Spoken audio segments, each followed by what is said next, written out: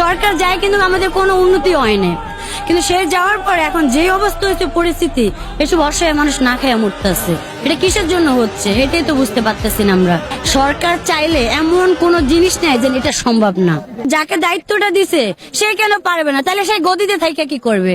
ভালো নেই শেখ হাসিনা, ক্রমাগত বিষণ্ণ হয়ে যাচ্ছেন তিনি। ঘিরে ধরছে হতাশা।